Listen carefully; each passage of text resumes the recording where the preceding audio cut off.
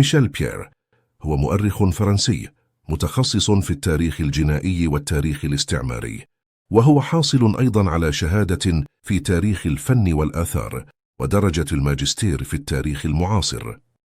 بعد توليه مناصب التدريس، تولى عدة مسؤوليات ثقافية في فرنسا وخارجها لحساب وزارة الخارجية الفرنسية. هو أستاذ محاضر ألف العديد من الكتابات، منها كتاب تاريخ الجزائر من الأصول إلى يومنا هذا. سنعرض جزءا مهما جدا مما قاله عن مرحلة مهمة في تاريخ الجزائر، حيث تحدث عن ماهية العلاقات الجزائرية بالباب العالي في إسطنبول أثناء حقبة الخلافة العثمانية، كما أعطى مثالا مهما عن مدى التضامن والتكاتف ضد العدو القادم من العالم المسيحي رغم الخلافات الداخلية. Pour en revenir à l'Algérie, la Régence est comme une colonie ottomane, même si elle a son espace de liberté.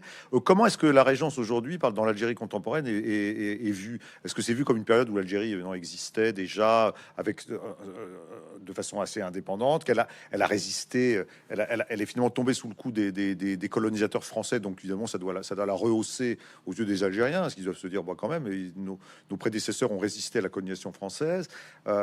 Mais en même temps, c'était une colonie, c'était une colonie une autre puissance qui s'appelait l'Empire ottoman. C'est un peu compliqué sur le plan historique de se positionner, peut-être.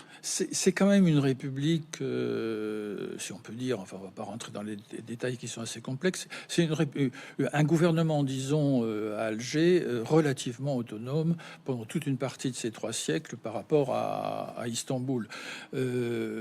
Par exemple, lorsque j'ai trouvé des textes là, du XVIIIe siècle, lorsque le sultan à Istanbul demande à Alger d'arrêter un certain nombre d'actes de piratage qu'ils poursuivent, à Alger, on n'en tient pas compte. Mais par contre, quand et cela jusqu'à, par exemple, la bataille navale de Navarin et la guerre contre la Grèce, là on est déjà au XIXe siècle, quand la Sublime Porte fait appel à des marins d'Alger, la flotte d'Alger vient. Il y a quand même un lien religieux qui demeure, mais c'est une solidarité islamique. Il y a une vraie solidarité islamique. On le voit à Lépante, on le verra plus tard à Navarin. Et par contre, l'État existe quand même. Donc il y a une autonomie, même s'il y a des janissaires qui sont venus à un moment de Turquie pour contribuer à l'ordre et puis surtout à récolter l'impôt quand il est nécessaire, mais avec toute une partie de l'Algérie qui n'a jamais été soumise par l'autorité des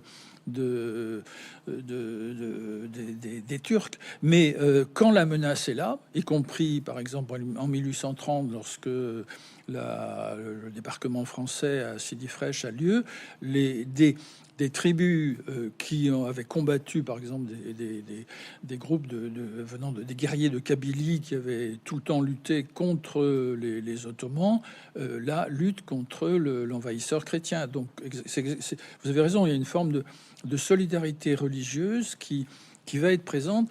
Et alors, aujourd'hui, ce passé est repris par l'Algérie d'aujourd'hui